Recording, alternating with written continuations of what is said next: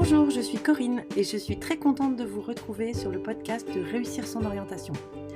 Durant les épisodes, je vais vous donner des conseils pratiques et concrets pour préparer votre orientation, prendre les bonnes décisions et ne pas vous tromper dans vos choix de formation. Alors si vous êtes parent et que vous voulez y voir plus clair pour aider vos enfants au collège, au lycée ou dans le supérieur, ou bien élève à la recherche d'informations, ce podcast est fait pour vous. Bonne écoute! Aujourd'hui, parler une langue étrangère, et particulièrement l'anglais, c'est plus franchement un avantage sur le marché du travail. C'est en fait un élément devenu incontournable. Et de nombreux élèves et puis de nombreux parents, en fait, l'ont bien compris. Et c'est pour ça que beaucoup décident d'inclure une année à l'étranger durant leurs études. Alors, le programme Erasmus, dont je suis fan, a énormément contribué à développer ce type d'année à l'étranger. Pourquoi? Parce qu'en fait, il va permettre à des étudiants de faire un semestre à l'étranger lors de leur parcours à l'université ou en école, ou même en fait de faire des stages. Si tu es en BUT, en BTS, tu vas pouvoir faire un stage à l'étranger grâce à Erasmus.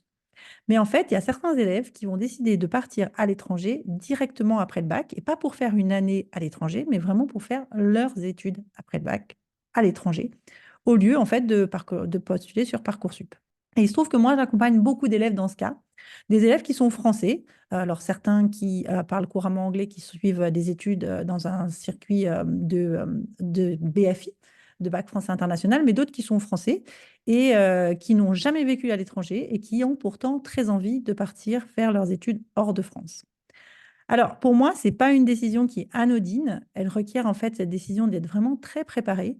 Et donc, pour te conseiller, j'ai demandé à Louise, qui a fondé l'entreprise Expat Students, de nous donner des conseils, en fait, tout ce qu'il faut savoir pour pouvoir préparer un départ à l'étranger et faire une année réussie. Expat Students, c'est une entreprise qui accompagne les jeunes qui postulent à l'étranger. Alors, évidemment, Louise, elle accompagne les jeunes pour faire leur dossier de candidature. Mais Louise et son équipe, elles accompagnent aussi les jeunes pour trouver les formations qui leur correspondent. Et donc, avec cet épisode, tu vas avoir en fait 5 conseils ultra pratiques que tu dois toujours garder en tête si toi aussi tu envisages, après ton bac, de partir à l'étranger. Et puis, pour te faciliter le travail, je t'ai préparé un petit cadeau, en fait, un calendrier qui va reprendre les dates à connaître lorsque tu veux postuler dans différents pays. Parce que souvent, on le verra, tu verras dans les conseils que donne Louise, l'organisation et le calendrier, c'est quelque chose qu'il faut vraiment, vraiment garder à l'esprit tout le temps. Et je vais te mettre le lien vers ce calendrier dans les notes de l'épisode et puis sur l'article de blog que tu retrouves sur mon site www.corinneholroyd.com. Je te retrouve après l'entretien avec Louise et je te rappellerai en fait toutes les idées qui m'ont marqué durant cet entretien. Bonne écoute! Bonjour Louise, merci d'avoir accepté mon invitation. Bonjour Comment vas-tu Corinne. aujourd'hui? Ça Comment va, ça va? ça va très bien. Et toi, comment tu vas? Écoute, je vais bien et je suis tellement contente de faire cet épisode avec toi aujourd'hui parce que les études à l'étranger, c'est un sujet qui intéresse énormément de jeunes, énormément de parents et je pense que tu es la meilleure personne pour en parler aujourd'hui. Est-ce que tu peux nous expliquer un petit peu qui tu es et ce que tu fais, toi, Louise? C'est gentil. Donc moi, c'est Louise. Je suis la fondatrice et la directrice d'Expat Student. Donc Expat Student, c'est une société qui fait du conseil pour les études à l'étranger. Nous avons des conseillères à Londres, à Paris, et moi, physiquement, je suis basée aux États-Unis.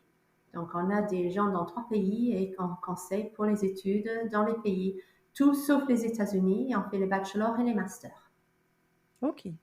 Donc, tu travailles avec des candidats français qui veulent partir à l'étranger. La société a été créée en France, donc c'est là où on a la plupart de nos élèves, des Français de France, mais aussi il y a beaucoup de Français de l'étranger, donc des Français qui ont fait leurs études en dehors de la France et qui ne veulent pas revenir faire Parcoursup et faire les études en France parce qu'ils ont déjà vécu cette expérience internationale et qui souhaitent le garder pour leurs études supérieures. Mais alors, Louise, pourquoi, à ton avis, un Français de France, lui, il aurait intérêt à partir à l'étranger et pas rester justement, l'offre en France, elle est chouette. Pourquoi partir à l'étranger tout de suite après son bac, à ton avis? Oui, elle est chouette, mais je pense que la réponse est un peu dans ce que je viens de dire avant. Les Français de l'étranger, ils ont un côté international. Ils ont vécu ailleurs, ils ont un côté multiculturel, ils ont une ouverture d'esprit qu'un élève francophone français qui a toujours vécu à Paris ou à Lyon ou à Marseille n'a pas.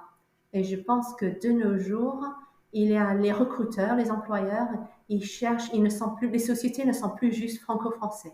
Les sociétés, Ouais. maintenant, c'est international. Ils cherchent des gens qui ont un côté international. Et si un Français, si un jeune Français n'a pas eu ça pendant sa scolarité, c'est l'occasion pour lui de partir chercher cette côté ouverture d'esprit multiculturelle, expérience internationale et de devenir bilingue à 18 ans. Oui. Ouais, c'est sûr. Alors c'est vrai qu'on peut toujours partir sinon en Erasmus, mais c'est vrai qu'Erasmus souvent alors moi quand je suis partie en Erasmus, c'était 1 an, mais aujourd'hui c'est plutôt 6 mois et c'est vrai qu'on peut pas comparer 6 mois à l'étranger, enfin avec, un bachelor ou même, toute sa scolarité à l'étranger. Ça c'est certain. Complètement, il faut déjà quelques mois pour s'habituer, pour s'intégrer. Quand on ne part que 6 mois, bah, au bout de 3 mois, on commence juste à être à l'aise, à pouvoir s'exprimer dans la langue, et Ouais, puis boum, il est temps de revenir.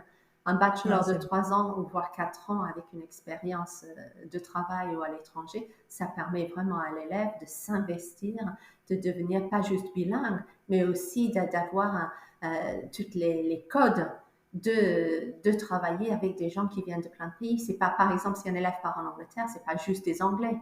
C'est qu'il y a des élèves qui viennent de partout. Si un élève part, Ouais. par exemple, à IE Madrid, il y a d'autres étudiants qui viennent de plein de pays différents et ils vont tous étudier ensemble. Donc, on devient vraiment international. Ouais, c'est sûr. Alors pour autant, quand même, partir à l'étranger, c'est pas aussi simple peut-être que faire ses études en France et c'est pour la raison pour laquelle je voulais que tu discutes enfin que tu nous partages un peu tes conseils et je pense que voilà, tu m'as parlé de 5 points auxquels il fallait vraiment réfléchir avant de se lancer dans l'aventure des études à l'étranger. Donc bah, si tu veux, on y va. Quelle serait à ton avis la première chose qu'il faut avoir en tête quand on veut partir à l'étranger? Je pense qu'il faut décider deux choses déjà. Il faut décider ce qu'on veut étudier, mais ça aurait été pareil si on reste en France. Mais il faut Mmh. aussi choisir le pays. Donc, nous, avec nos élèves, le choix du pays vient en deuxième. On choisit ce qu'on veut étudier, puis en fonction de ce qu'on veut étudier, on choisit les pays où on enseigne très bien ce sujet. Mais par contre, si on veut faire du business, on peut faire business en Angleterre, on peut aussi le faire en Espagne, on peut partir au Canada, on peut partir aux Pays-Bas, mais la façon d'enseigner n'est pas la même. Ok. En Espagne, par exemple, je prends encore l'exemple d'IE Madrid, c'est très encadré. Les élèves signent quand ils vont en cours, donc il y a un vrai suivi. Si on part à McGill ou aux Pays-Bas, l'élève doit être beaucoup plus indépendant. Okay. C'est vraiment pour des élèves qui sont proactifs, qui savent travailler tout seuls, qui ont une indépendance. Donc, chaque pays a une façon d'enseigner qui ne convient pas forcément à tout le monde. Ouais, je suis d'accord avec toi. Je pense qu'on ne peut pas se dire uniquement, «Oh, ils parlent en anglais, donc de toute façon Canada, Pays-Bas, Angleterre, Irlande, tout ça, c'est pareil». C'est pas du tout pareil et je pense qu'on peut même être encore plus granulaire en disant qu'à l'intérieur même de chaque pays, il y a encore des manières d'apprendre qui vont être encore différentes, À quoi. chaque C'est-à-dire école va être que différente. Tu as tout à fait raison. exactement, Ouais. exactement et c'est ce qu'on se disait juste avant, McGill, Concordia, sur le papier, bah, ça va être les 2 sont à Montréal, mais pour autant, on apprend enfin voilà, on n'est pas étudiant de la même manière dans ces 2 écoles-là. Donc c'est d'où l'intérêt quand même de se faire accompagner aussi quand on veut faire ses études à l'étranger parce que c'est pas aussi simple. Alors déjà faire les démarches, c'est compliqué, mais bien comprendre la mentalité, qui va derrière, c'est vrai que c'est pas évident. Parce OK, que donc première ouais, chose le but, c'est pas oui, juste que l'élève s'inscrive dans cette école, c'est qu'il soit heureux et qu'il reste les trois oui et années. qu'il reste. Donc, c'est Ouais, une oui. chose de l'accompagner pour qu'il soit accepté, mais c'est pas la peine de le faire accepter dans une école qui ne le convient pas et pour qu'il revienne dans 6 mois avec un échec. Donc, c'est vraiment OK. important de faire cette réflexion en amont. Tout à fait. Donc première idée, je réfléchis au pays. Alors, il y a peut-être un pays où souvent quand même les élèves qu'on accompagne, ils sont dans Oui, c'est ils plusieurs postulent dans pays. plusieurs Ouais. pays et ensuite, quel est le pays qui va le mieux avec moi et quel est l'établissement qui va le mieux avec ma façon d'être et ma façon d'apprendre? OK. Deuxième chose, à ton avis, auquel il faut faire attention avant de partir dans des études à l'étranger, Bah, tu je dirais pense quoi? que la deuxième chose, c'est très lié avec le premier, c'est l'éloignement. Donc, Mmh. 18 ans, ça reste jeune. C'est pas la même chose si on habite, je sais pas, à Toulouse, d'aller étudier à Valence en Espagne et de pouvoir y aller en voiture que de partir à McGill. Donc, il faut vraiment que l'élève soit prêt, il doit réfléchir à quelle distance il veut entre lui et sa famille. Donc, souvent, les élèves en classe de terminale, ils en ont marre de la famille, ils veulent l'indépendance, etc. Mais c'est une idée. Après, se rendre compte qu'on est tout seul, très très loin, on ne peut pas revenir le week-end. Il y a souvent un décalage horaire aussi, donc on ne peut pas appeler papa-maman à l'heure qu'on veut. C'est difficile à 18 ans. Donc il faut vraiment réfléchir, est-ce que pour une première expérience à l'étranger, est-ce qu'on veut rester en Europe ou est-ce qu'on veut aller plus loin? Ouais, et puis c'est vrai que même en Europe, là aussi, hein, c'est ce qu'on disait juste avant, si je suis, dans un university college où je suis sur le campus, et je peux avoir des amis, ou en Angleterre aussi, où la vie de campus, elle est quand même assez, développée, ou, dans une université, canadienne ou, néerlandaise où je suis, loin du campus, où je suis tout seul, vraiment tout seul, parce que je vais pas retrouver forcément mes amis après. Ça aussi, c'est quelque chose auquel il faut réfléchir, parce que c'est vrai que parfois on a tendance à rêver en voyant, des cartes postales, la vie étudiante comme dans les séries américaines, mais c'est pas toujours aussi facile, Tout ce la en vie réalité. qu'on voit sur Instagram, c'est pas forcément la vraie vie, hein, c'est clair. Non, non, non, tout à fait. OK.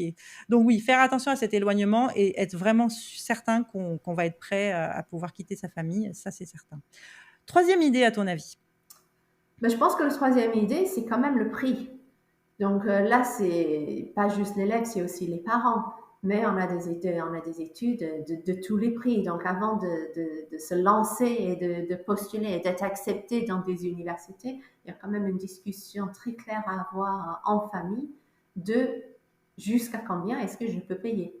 Donc il y a le prix des études, mais il y a aussi le prix du logement. Par exemple, les Pays-Bas, les études, c'est pas très cher, mais le logement, c'est difficile à obtenir et le prix peut monter très très vite. Donc, quand on fait un choix de partir étudier à l'étranger, il faut vraiment, dès le début, regarder le tarif de l'université et le coût de la vie pour ne pas se lancer dans des rêves qu'après, finalement, avant de partir, on se dit non, je ne peux pas me le permettre et de ne pas y aller. Oui, surtout que c'est pas une année d'études, hein. On parle pas d'un Erasmus de 6 mois, hein. Exactement, On c'est 3 parle, voire 4 ans. c'est 3 voire 4 ans et comme tu dis, bah, il va y avoir, le billet d'avion pour y aller et revenir, il va y avoir la vie sur place, il va y avoir l'école, il va y avoir les associations dans lesquelles on va vouloir partir. Enfin, voilà et puis parfois la possibilité d'avoir un petit boulot à côté en tant qu'étudiant et parfois non. Parfois c'est compliqué aussi, hein. J'imagine en Angleterre aujourd'hui, un petit job étudiant quand on est européen, c'est pas simple, hein. On a le droit, ça se trouve, mais on est limité dans le nombre d'heures qu'on peut travailler. Donc, et puis, si on est parti à l'étranger, c'est pour réussir son diplôme. Donc, est-ce qu'on Ouais. peut vraiment se permettre d'avoir un boulot qui va prendre du temps pour bien gagner sa vie? Ça peut être au dépend des études. Mmh. Et là aussi, ça dépend des pays, en fait, on disait juste avant, hein, le prix, d'une université à Londres et le prix d'une université, quelque part ailleurs en Angleterre. Tu parlais de Oui, London. je prendrai deux exemples. Quand on a des parents qui disent je veux que mon enfant parte en Angleterre, l'Angleterre c'est bien, mais où en Angleterre? Le tarif n'est pas le même, hein. Si on part à Londres, je prends juste un exemple d'une formation de management par exemple. On a beaucoup d'élèves qui veulent faire du management. Si on regarde une université londonienne, par exemple UCL, leur formation qui est très très bien, coûte plus de 35 000 livres. C'est juste la formation. Après, quand on rajoute le logement, si on veut un très bon logement, on peut aller jusqu'à 20 000 livres en logement aussi, ce qui fait une formation déjà à 55 000 livres par an pour 3 ans, sans même avoir commencé à manger. Après, si on prend le même type de formation management à, par exemple, Bath, la formation à Bath est en dessous de 25 000, le logement en dessous de 10. Donc, on a tout pour 35 000. Donc, il y a une différence quand même de 20 000 livres par an entre deux universités. Donc, il faut vraiment réfléchir et regarder le côté tarif de la formation et de la vie avant de se lancer. Mmh. Oui, ça sera la même chose, en fait, dans la plupart des pays, hein. Chaque Complètement. formation n'a pas le même coût Ouais, et le coût de la vie n'est pas le ouais. même et ce qui est compliqué, en fait, pour les parents, s'ils sont pas accompagnés à chaque fois, c'est d'arriver à savoir: est-ce que l'université à laquelle mon fils ou ma fille va postuler est une un programme de qualité? Par rapport à l'argent que je vais investir finalement, parce que quelque part, c'est un investissement, donc ce qu'il va y avoir un retour sur investissement aussi ou pas et c'est Oui. vrai que c'est quelque chose aussi, une question à se poser, Ouais, quoi. juste pour la petite histoire, j'ai discuté avec une maman, donc c'est pas du tout un élève que j'ai suivi, hein, c'est une maman américaine qui était très fière de me dire que son enfant allait à Oxford l'année prochaine. Donc bien sûr, j'étais surprise, j'étais impressionnée, etc. Mais non, son enfant va à la ville d'Oxford, mais elle va pas du tout à Oxford University, elle va à une petite université qui s'appelle Oxford Brookes, qui n'est pas du Mmh. tout la même qualité que l'université d'Oxford. La maman ne l'avait pas compris. La maman pensait Oui, que sa fille allait à Oxford, donc il faut vraiment faire attention. Et il peut y avoir des universités avec des noms qui ressemblent, mais qui n'ont pas du tout le même prestige. ouais. Non, non, tout à fait. Et c'est vrai que c'est pas simple hein, de se retrouver dans toutes les offres de formation, c'est certain. Quatrième idée, à ton avis, à quoi faut-il encore faire attention quand on veut partir à l'étranger? Donc là, on est en train de parler surtout pour des formations en langue anglaise.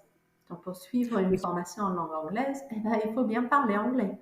Donc pour pouvoir postuler pour être accepté, les universités veulent savoir que l'élève a le niveau. Donc très souvent, on va te demander un test de langue, un test d'anglais. Donc ce test d'anglais, il ne faut pas trop tarder. Parce que, par exemple, en Angleterre, ils vont te demander de l'avoir seulement au moment de l'acceptation, donc le jour des résultats du bac. Mais si je prends par exemple McGill, il va falloir fournir le test d'anglais beaucoup plus tôt. Si on n'a pas fourni son test d'anglais avec le niveau requis avant le 1er mars, ils annulent la candidature. ah oui. Donc, il ne faut pas trop Oui, traîner pour faire le test d'anglais. Et puis, les élèves, quand ils rentrent en classe de terminale, ils ont du boulot. Il faut quand même réussir sa classe de terminale. Donc, on conseille aux élèves de faire leur test d'anglais bien en amont. Donc, de préférence pendant les vacances d'été entre la classe de première et la classe de terminale, c'est un très bon moment pour prendre des cours s'il faut, parce qu'un test d'anglais, c'est comme n'importe quel test, hein, il faut le travailler. Et puis de passer le test tranquillement pendant les vacances d'été. Donc, il y a plusieurs tests. Donc, ça aussi, il faut surveiller. Différentes universités vont demander des niveaux différents et même des tests différents. Les deux tests les plus reconnus, c'est l'IELTS, I-E-L-T-S, et le TOEFL. Donc, ces deux tests sont équivalents, ils sont de réputation, ils sont de la même réputation, le prix est à peu près le même. L'IELTS a plutôt un accent anglais et le TOEFL a plutôt un accent américain. Donc, il n'y a pas trop de différence. L'IELTS, pour l'instant, on ne peut pas le passer de la maison et le TOEFL, on peut le passer de la maison, ça s'appelle le TOEFL IBT, mais encore une fois, attention, pas toutes les universités vont accepter la version maison du TOEFL. Donc, il faut bien se renseigner quel test d'anglais il faut et quel niveau il faut. voilà. Donc, dans notre fameux tableau des critères où on a mis le prix, où on a mis la réputation, où on a mis le mode d'enseignement, on va en plus de ça rajouter une colonne sur le Le niveau test, d'anglais. le Ouais, niveau d'anglais qui est requis. ouais. Alors, il faut savoir que pour les élèves qui ont déjà suivi une scolarité en anglais, je pense à ceux qui ont fait le BIF ou un IB, là, pour le coup, il n'y a pas besoin de passer un test de langue, mais pour les autres, par contre, oui. Ouais. Et puis, Pas BIF, BFI le d'ailleurs, BFI, BFI. oui. Et puis, par exemple, Concordia est plutôt sympa, ils mettent le niveau très haut, mais si on n'a pas le niveau, si on a quand même un certain niveau, mais pas le niveau requis, ils acceptent quand même, mais ils rajoutent des cours d'anglais obligatoires. Donc, Oui. il faut se renseigner, il faut savoir ce que chaque école va demander et les petites différences qu'ils peuvent se Oui. permettre. C'est pas le cas de toutes les universités, hein. Il y a des universités Absolument qui veulent pas. un Ouais, sport il y a et un des sport est pas universités, il faut ce niveau-là. et sinon non. Et puis, on a On a aussi certaines universités qui vont accepter un niveau de anglais LV1. Il y a beaucoup oui, d'universités en Angleterre où on peut remplacer l'IELTS ou le TOEFL avec un niveau d'LV1, mais pas toutes. d'accord. Et puis, ça change d'année en année. Donc, on conseille quand Oui. même les élèves de passer leur IELTS ou leur TOEFL en fin de première. Comme ça, on sait, ils sont tranquilles, ils ont le niveau. Et puis, on peut juste l'oublier et passer à autre chose pour la classe de terminale. Et les tests du Cambridge aussi que certains lycées font passer, ils sont aussi valables à ton avis? Oui, les tests de Cambridge sont valables, mais ce qui est compliqué, c'est les tests de Cambridge se passent avec l'école. Donc, si on n'a Oui, pas le niveau, il faut attendre que l'école te permet de repasser le test. c'est Avec vrai. l'IELTS et le TOEFL, si on a raté le test ou on n'a pas le niveau, on peut prendre des cours intensifs et repasser le test dans un mois. On n'est pas tributaire de l'école et de quand est-ce que l'école veut que tu repasses le test.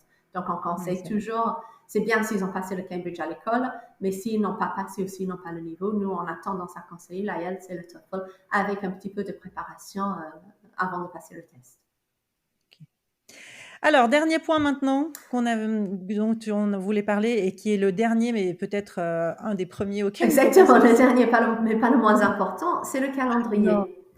oui, Parce que Parcoursup arrive au mois de janvier avec son deadline du mois de mars, donc les élèves français ont tendance à se mettre à réfléchir à leur avenir post-bac dans la classe de terminale, voire les vacances de Noël dans la classe de terminale. C'est trop tard. Si on veut partir à l'étranger, il faut s'y mettre dès la classe de première. On a des deadlines avec des universités différentes, mais le premier deadline, par exemple, tu serais peut-être étonné de le voir, c'est la Bocconi, une excellente école en Italie. La première deadline, c'est au mois de septembre. La première période de candidature, c'est de juillet en septembre de la fin de la classe de première. Oui, Donc, aller avant, ouais. c'est assez rare que les Français, ils sont déjà assez organisés et qui sont déjà en train de réfléchir à leurs études post-bac en fin de classe de première. Mais pourtant, c'est exactement là où il faut s'y mettre.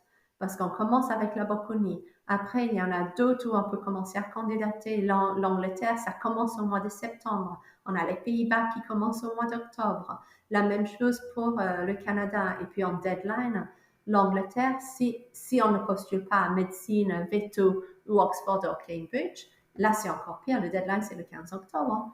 Mais pour la plupart des formations, c'est fin janvier. La même chose pour le Pays-Bas, pour Concordia, pour McGill. On a d'autres universités, par exemple en Espagne, si on parle de IE Madrid, c'est rolling basis. Donc, une fois qu'ils ouvrent, ils remplissent leur place au fur et à mesure. Donc, il vaut mieux candidater tôt, il vaut mieux candidater en novembre plutôt qu'au mois de mars. Ils ont plus de place, donc on a plus de chances à être pris. Donc, tout ça, c'est vraiment, il faut le faire un calendrier de ses choix, de ses préférences, et en fonction de l'importance de cette école, il faut viser le planning des candidatures. Et je dirais aussi que dans le cas de chez mon fils, là, nous, on avait postulé très très tôt aux Pays-Bas. On a su très très tôt, ce qui fait qu'après, on appréhende aussi son année terminale de manière beaucoup plus détendue quand on sait qu'on a déjà sa place. Dès le mois de novembre, il savait qu'il était pris et c'est vrai que c'est assez agréable. Et l'autre chose aussi, et je l'ai vu cette année, j'ai accompagné pas mal d'élèves qui avaient postulé pour les University College en Early Application, c'est-à-dire qu'avant le 1er décembre, ils avaient déjà postulé. Et là, c'est pareil, il y a quand même beaucoup plus de place en commençant avant le 1er décembre que Complètement. d'attendre Ouais. plus tard. Les Early Bird Applications, ça te permet, comme tu dis, déjà, ils ont plus de place, donc on a une meilleure chance d'être pris. Et puis, ça te permet d'être soulagé et d'être beaucoup plus tranquille pour ton année de terminale. Si c'est ton premier choix, tu sais où tu vas, tu affrontes le reste de l'année beaucoup plus tranquillement. Okay. Alors, heureusement, quand même, il y a des pays comme la Suisse ou la Belgique où on peut encore postuler jusqu'à la fin du printemps. Donc, c'est quand même assez agréable. Si on a un peu loupé, on a encore le temps. Mais par contre, c'est vrai qu'il y a peu de formations en anglais. Il y en a, mais il y en a quand même beaucoup moins que dans d'autres pays. En tous les cas, c'est vrai que je te rejoins. Fin d'année, fin de première, il faut réfléchir et puis il faut faire le fameux tableau Excel. Hein, là, il n'y a pas le choix. Surtout, j'imagine que c'est ton cas et c'est le cas en tous les cas des élèves que j'accompagne. C'est rare qu'ils postulent à un seul pays. Hein. Oui, complètement. Le but est de trouver le sujet. Et puis, une fois qu'on a trouvé le sujet, on trouve les universités et les pays qui correspondent à ce sujet. Donc, on ne va pas Exactement. proposer les mêmes pays à un élève qui veut faire ingénierie qu'un élève qui veut faire business, par exemple. Et tu sais, même pour les formations en anglais en France, parce qu'il y a énormément d'écoles de Oui, commerce, d'écoles d'ingénieurs qui proposent aujourd'hui des formations en anglais en France. Ils proposent en fait, et des bonnes écoles, hein, je pense aux écoles centrales, je pense à l'ESCP par exemple. Ces écoles-là te permettent de postuler hors Parcoursup bien plus tôt oui. et donc d'avoir des réponses aussi très très tôt. Donc c'est pas seulement vrai pour les formations à l'étranger, c'est aussi vrai pour les formations en anglais en France. Postuler, s'y prendre très tôt, c'est quand même intéressant. Et Tout puis, à ça fait. montre aussi plein de choses. Ça montre que l'élève est motivé, ça montre que l'élève est organisé. Donc, c'est quand même, ça donne l'impression d'un autre type d'élève qui postule en octobre plutôt que l'élève qui dépose sa candidature 2 jours avant la date butoir. Donc, Et puis quel stress. ça te montre dans une meilleure lumière de candidater tôt. Exactement. Puis quel stress pour le candidat. Hein. Et pour nous aussi. Et pour nous aussi, c'est sûr. Mais les parents, pour tout le monde. Super Louise, ben, je crois que ces points-là, ça va aider pas mal d'élèves. Alors peut-être pas de terminale, c'est vrai, mais en tous les cas de première, absolument. Ou de Je terminale l'espère. qui écouteront cet épisode début septembre, parce que bon, début septembre, c'est encore possible. Hein, c'est vrai que on n'a pas tout loupé début septembre. Mais c'est vrai que fin de première, je pense que c'est vraiment idéal pour commencer à réfléchir. Si on veut travailler avec toi, Louise, comment on fait pour te contacter? Donc, nous, Expat Student, on peut nous suivre déjà sur Facebook, sur Instagram. On a un site internet expatstudent.fr. On peut nous contacter par Facebook, par Instagram, sur le site internet. Il y a nos numéros de téléphone aussi. On accepte les élèves de la classe de première à partir de maintenant, mars-avril de la classe de première. On accepte aussi les retardataires, mais c'est clair que pour les retardataires, c'est plus difficile de créer un bon dossier quand on est un peu pressé. C'est certain. Ok, bah de toute façon, je mets tout ça dans les notes de l'épisode. Je conseille aussi de t'abonner à ta newsletter qui est super. Il y a beaucoup, beaucoup de bons conseils dans ta newsletter. Merci, ça je nous fait plaisir. Et puis, on met plein d'informations aussi sur Instagram et sur Facebook, les deadlines, les open days, des petits conseils pour bien travailler. Tout Tout à ça. fait. Génial. Merci beaucoup, Louise. C'est moi qui te remercie, Corinne. À très bientôt. À bientôt. Au Au revoir. revoir. Alors, j'espère que cet entretien t'a plu, j'en suis sûre en fait. Je vais te reprendre ici les idées qui, moi, m'ont paru hyper importantes et que je garde en tête et que je vais partager avec mes étudiants et mes élèves qui vont vouloir partir. La première idée, c'est qu'en fait, le gros travail quand on part à l'étranger, c'est pas de s'inscrire, c'est pas de faire son dossier. Évidemment, ça, c'est lourd et ça prend du temps. Mais en fait, ce qui est compliqué, c'est de trouver le pays qui nous convient et l'école qui nous convient. Et en fait, chaque pays et chaque université, chaque formation a une manière spécifique de travailler. Et là, l'importance de comprendre la culture, de comprendre la méthode de travail, elle est très intéressante et très importante. Et moi, je t'incite vraiment à faire un gros travail de recherche avant de commencer tes inscriptions. La deuxième idée, c'est qu'en fait, partir de l'étranger, ça veut dire s'éloigner de ta famille. Et comme le dit Louise, en terminale, souvent, on a très, très, très envie de partir loin de sa famille. Pourtant, il faut voir que, bah voilà, si tu pars, tu ne reviendras pas les week-ends, tu vas devoir vivre tout seul, faire tes courses, tu vas devoir être vraiment indépendant. Et en plus de ça, tu vas devoir étudier dans une langue qui est parfois pas la tienne et dans un système dont tu ne comprends pas forcément toujours la culture. Donc, demande-toi vraiment si tu es prêt, si tu es prêt tout de suite après le bac, parce que parfois, tu es, bah oui, là, tu es un peu jeune, quoi. Ou alors, si tu te dis, ben, finalement, je vais peut-être attendre un petit peu, soit partir en Erasmus, ou alors partir faire ton master à l'étranger. La troisième idée, c'est que partir à l'étranger, c'est un budget. Alors évidemment, en France aussi, aujourd'hui, c'est un budget, hein, les études sont un budget, mais partir à l'étranger, parfois, ça coûte vraiment très cher. Et donc, avant de postuler, je te conseille de prendre un petit papier-crayon ou même un tableur sur Excel et de vraiment calculer et d'envisager tout ce qu'il va falloir que tu payes quand tu vas partir à l'étranger. Parce que partir, si jamais tu peux pas et postuler, si tu peux pas te le permettre, ça ne sert à rien. La quatrième idée, c'est qu'en fait, partir à l'étranger après le bac, ça veut dire être organisé, ça veut dire multiplier les candidatures, ça veut dire donc multiplier les calendriers, d'où le fameux calendrier que je t'ai préparé dans les notes de l'épisode. Et donc, il va falloir que là aussi, tu aies vraiment des dossiers clairs, structurés, que tu commences déjà à réfléchir aussi, non seulement aux dates des candidatures, mais aux tests de langue qui sont demandés si la langue du pays n'est pas ta langue maternelle ou une langue dans laquelle tu as étudié. Et te dire qu'en fait, attendre décembre pour réfléchir, le mois de décembre de terminale, c'est souvent trop tard et que généralement, quand on veut vraiment être serein, moi, je conseille plutôt de s'y prendre et de réfléchir fin de première, tout début de terminale au mois de septembre pour être vraiment tranquille dans tes candidatures. Voilà, j'espère que cet épisode t'aura plu. Je sais que les études à l'étranger intéressent énormément de familles et donc j'ai fait ce premier épisode de manière qui est assez générale, mais je vais te proposer en fait des épisodes sur les différents systèmes et les différents pays dans les mois qui suivent. Et donc, s'il y a un pays qui t'intéresse en particulier, bah, contacte-moi sur Instagram à mon compte Réussir son orientation ou par message. Tu peux retrouver mes coordonnées sur mon site corinneholroyd.com et dis-moi si je dois faire des recherches spécifiquement sur un pays. Je le ferai avec grand plaisir. Et puis évidemment, si cet épisode t'a plu, bah, écoute, tu le partages, tu mets des étoiles, tes commentaires, tout ça, évidemment, ça me fait plaisir. Mais c'est surtout que ça m'aide à faire découvrir ce podcast à un maximum de personnes et donc aider un maximum de jeunes. Voilà, je te dis à très vite pour un prochain épisode.